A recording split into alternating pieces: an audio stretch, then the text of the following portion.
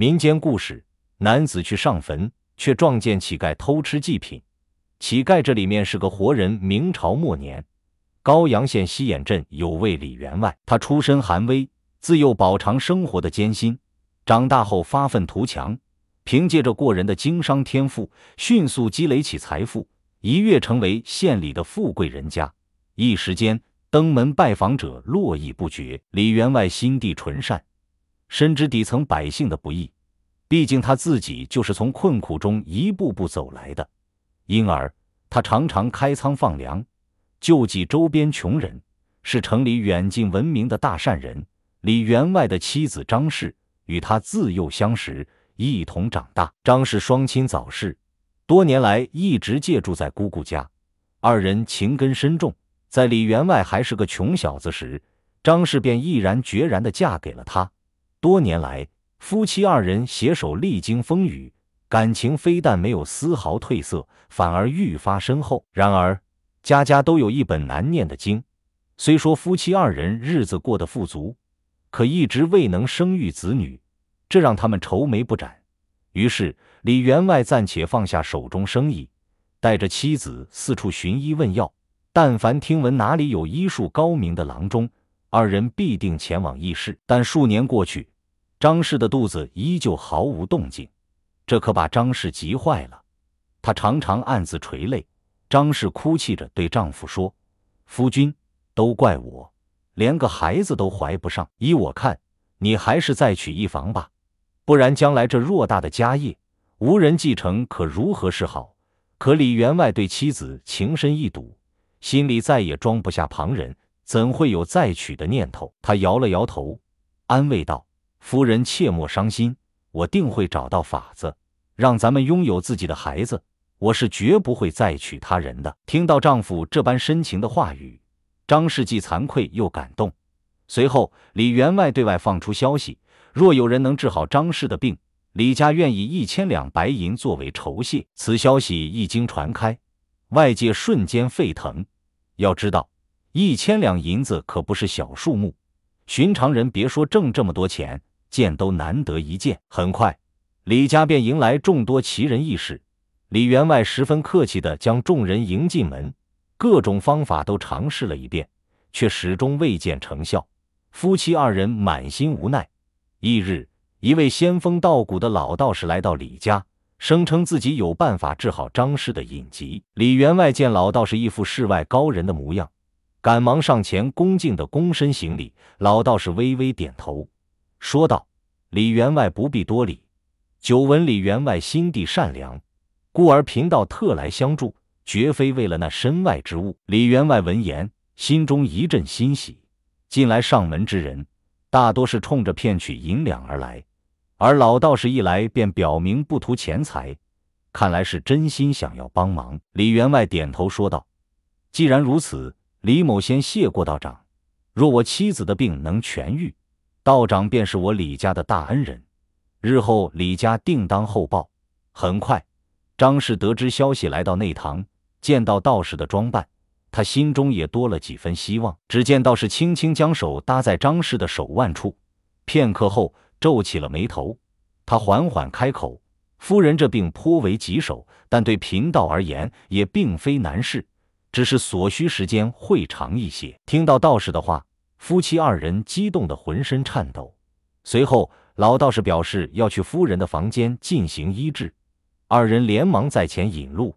道士说道：“一会儿我在屋内施法，你让家中下人都躲在各自房间，切勿走动。这房间内只能留我与夫人，成败在此一举。”就这样，很快屋内便只剩下道士和张氏。道士说道：“夫人且躺好，全身放松，切勿紧张。”这时，道士突然口中吐出一口白气。张氏闻到这股白气后，微微皱眉，很快便沉沉睡去。老道士试着呼喊张氏，见他已彻底沉睡，脸上不由得露出一丝窃喜。他赶忙走到柜子前，将张氏的金银首饰一股脑儿地装进自己的袋子里。不一会儿，柜子便被搜刮一空。原来，这老道士根本不是什么高人，而是个十足的骗子，在这行混久了，装的倒也有模有样。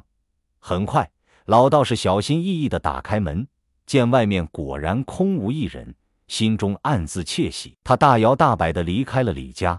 李员外很快便察觉到不对劲，他走进房间，看到昏睡不醒的夫人，又瞧见被洗劫一空的柜子，顿时气愤不已。他让下人赶紧去报官，随后发动李家的人脉四处寻找，仅仅半日，便在一处客栈里找到了躲起来的老道士。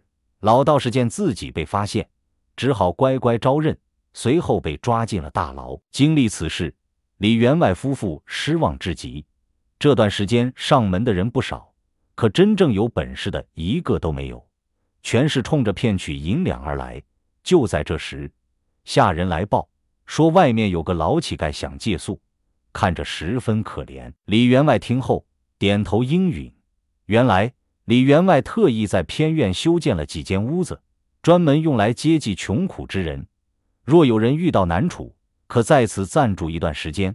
可就在夫妻二人用餐时，老乞丐再次找到李员外。老乞丐笑着说：“多谢李员外收留，老头我从不亏欠别人。听闻夫人身体抱恙，不如让老头我为夫人看看。”李员外赶忙说道：“老人家不必客气，在这儿吃好喝好便是。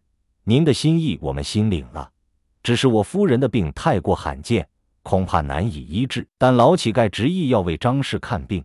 夫妻二人见状，也不再阻拦，全当死马当作活马医。只见老乞丐掐指一算，片刻后微微一笑：“夫人这病并非无药可治，我赠你一道符咒，你随身携带，日后便能怀上孩子。”说罢，老乞丐隔空画符，片刻间，一张黄纸符咒便落在张氏手中。见到如此神奇的一幕，夫妻二人才意识到遇到高人了。二人连忙对着老乞丐鞠躬行礼。等他们起身时，老乞丐早已不见踪影，想必是位老神仙。仅仅过了1个月，张氏便查出怀有身孕，夫妻二人欣喜若狂。他们托人找遍周边县城，想要找到老乞丐当面致谢，可老乞丐就像从未出现过一般，踪迹全无。很快，张氏顺利生下一个儿子，夫妻二人给他取名李善。从小便对他疼爱有加，悉心呵护。待李善稍大一些，李员外便将他带在身边，传授他经商之道，期望将来李善能继承家族产业。李善天资聪颖，学东西极快，几年后他便能独自打理好几家店铺，是县里有名的小才子。时光飞逝，李善出落成一位风度翩翩的公子。如今李家大半产业都由李善负责打理，这让李员外轻松了许多。李善不仅能力出众，而且相貌英俊，一时间不知有多少女子对他倾心，纷纷托媒人上门说亲。但李善对这些女子毫无感觉，因为他们大多看重的是他李家公子的身份，若自己只是个普通男子，恐怕这些女子连正眼都不会瞧他一下。所以李善不愿娶这样势利的女子为妻。一日，李善一大早便坐着马车出发，前往临县谈生意。往常去临县走的都是宽敞大路，可这次马夫却带着李善朝山里的小路赶去。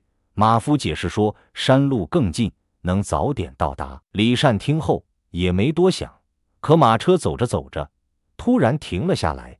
李善微微一愣，试探着问道：“刘大哥，怎么不走了？难道是马车坏了？”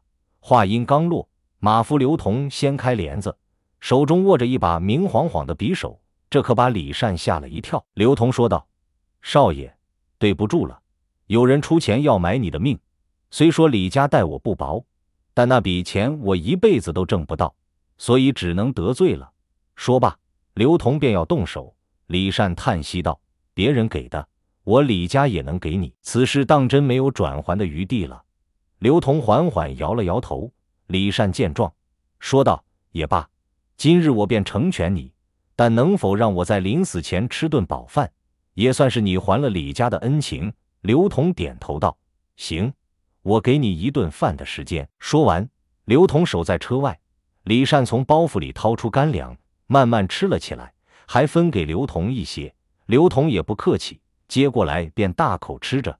很快，刘同吃完干粮，准备动手，却见李善从小窗子钻出马车，朝着山下跑去。刘同大惊失色，若让李善跑了，自己可就完了。他急忙追了上去。李善身形消瘦，哪里跑得过刘同？两人之间的距离迅速拉近，李善心中焦急万分。就在这时，他发现旁边有一条湍急的河流，一咬牙，纵身跳了进去。很快，李善便被河水冲走，没了踪影。李善本就不会游泳，很快便晕死过去。好在他抓住了一根浮木，整个人顺着水流越飘越远。山脚下有个小村子，村里住着几十户人家。此时，几个女子正在河边洗衣服，其中有个女子名叫胡彩蝶，她容貌出众，是附近有名的大美人。彩蝶正洗着衣服，突然听到不远处的姐妹们喊道：“快看，水面上是不是飘来个人？”彩蝶抬头望去，只见水面上果真有个人，一动不动，生死不明。彩蝶心地善良，想着上前救人，一旁的姐妹却阻拦道：“彩蝶，别过去，你也不知道他是什么人，别给自己招来灾祸。”可彩蝶怎能见死不救？她不顾姐妹们的阻拦，将男子捞了上来。此人正是李善。彩蝶见李善还有体温，连忙施救。很快，李善吐出一大口水，恢复了意识。得知是彩蝶救了自己，他心中感激不已。李善本想立刻离开，可腿上传来剧痛，原来他不小心崴了脚，这样根本跑不远。于是彩蝶将李善带回家里休息。李善拜托彩蝶一件事，让他去李家找自己的父亲，告知自己的下落，还特意叮嘱不要让别人知道。彩蝶没想到自己随手救起的竟是李家公子，他赶忙来到李家，在他的坚持下，下人这才带他见到了李员外。李员外得知消息后大惊失色，连忙带人将李善接了回去。李善对彩蝶感激不尽，拿出近100两银子作为酬谢。彩蝶从未见过这么多银子，一时间看呆了，但他最后还是摆了摆手，说道：“这银子我不能收，李公子还是收回去吧。爹爹从小就教导我，施恩不图报。既然李公子已经平安到家，那彩蝶就告辞了。”无论李善如何劝说，彩蝶都不肯收下银子，这让李善对他愈发敬重。后来李员外报了官，可等找到刘同时，却发现他已被人杀害，也不知究竟是谁在背后针对李家。李员外无奈，只好花高价雇了一批侍卫。经此一事，李善的脑海中时常浮现出彩蝶的身影。他接触过的女子中，漂亮的不在少数，但像彩蝶这般单纯善良的，却一个都没有。此后，李善总会时不时的去探望彩蝶。彩蝶家中只有一位老父亲，父女俩生活艰难，有了李善的帮助，日子渐渐好过起来。随着相处时间的增加，二人感情愈发深厚。李善鼓起勇气对彩蝶说：“彩蝶，其实我早已爱上了你，我想娶你为妻，绝不会让你受半点委屈。”彩蝶心中感动，连忙点头：“李大哥如此优秀，彩蝶自然愿意。彩蝶定会与你好好过日子。”李善将此事告诉了父母，不料李员外微微皱眉，片刻后说道：“善儿，你的婚事我早有打算。城里顾家的千金顾初雪，不仅容貌秀丽，而且琴棋书画样样精通。我与顾员外商量，想为你们定下婚事。”李善心中一紧，连忙推辞：“爹，我的婚事我想自己做主，这辈子除了彩蝶，我谁都不娶。”李员外听后有些生气，简直胡闹！父母之命，媒妁之言，你的婚事自然该由我们做主。顾家与我们门当户对，这门亲事对你将来大有好处，你怎么如此糊涂？但无论李员外如何劝说，李善都不为所动。眼看父子俩就要吵起来，张氏连忙上前阻拦。张氏说道：“老爷，既然善儿心有所属，你就成全他吧。”李员外叹息道：“可我已经与顾家定下婚约，这让我如何交代？”张氏笑着说：“此事我去说，这婚事八字还没一撇，想来顾家会理解的。在张氏的调和下，顾家同意解除婚约。李善带着彩礼，满心欢喜地去彩蝶家提亲。几日后，李家张灯结彩，热热闹闹地为李善和彩蝶操办了婚事。婚礼场面宏大，前来祝贺的宾客皆是城里有头有脸的人物。李善在父亲的带领下，穿梭于席间，不断向宾客敬酒，借此机会为自己将来接管李家产业拓展人脉，打下基础。婚后，李善与彩蝶夫妻恩爱非常，每日如胶似漆。彩蝶对公公婆婆极为孝顺，事事周到。李员外夫妇对这个儿媳十分满意，李家上下一片和乐。仅仅过了1个月，彩蝶便查出怀有身孕。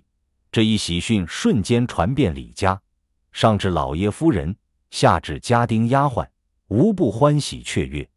此后，全家人对彩蝶精心照料，关怀备至，生怕她有丝毫闪失。1日中午，李家的丫鬟小翠奉命给彩蝶送饭菜。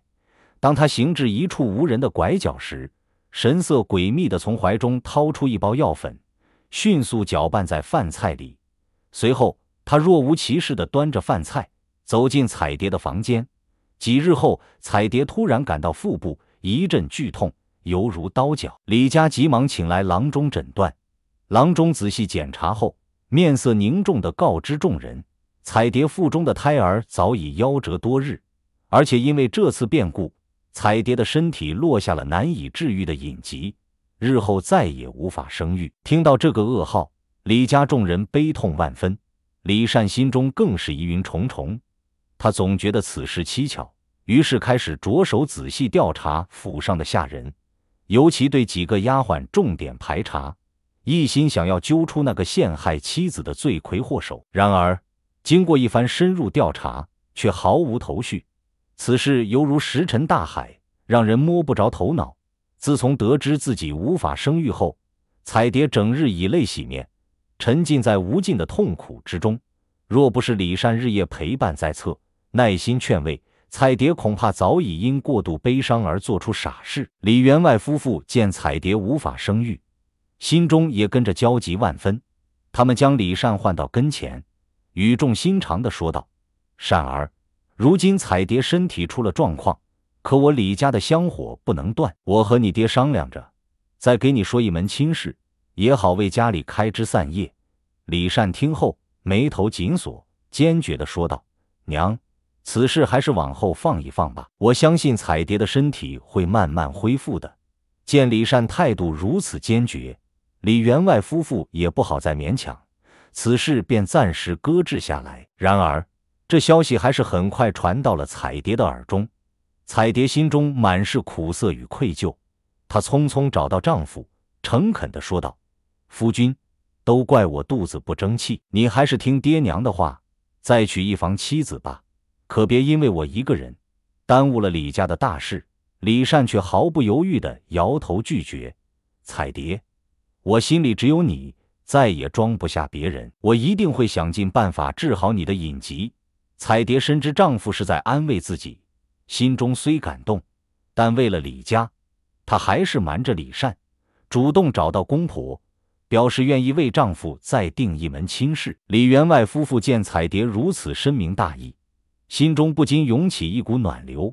恰好此时，顾家的千金顾初雪对李善倾心已久，李员外便与顾家提及此事。顾员外几乎没有犹豫，当即答应下来。很快，李家便将顾初雪迎进家门。李善看到顾初雪时，才惊觉妻子等人瞒着自己定下了这桩婚事。此时木已成舟，即便他心中万般不愿，也已无法改变。两家再次举办了一场盛大的婚礼。顾初雪确实容貌出众，堪称1等1的大美女。婚礼当晚，在酒意的驱使下，李善与顾初雪行了夫妻之事。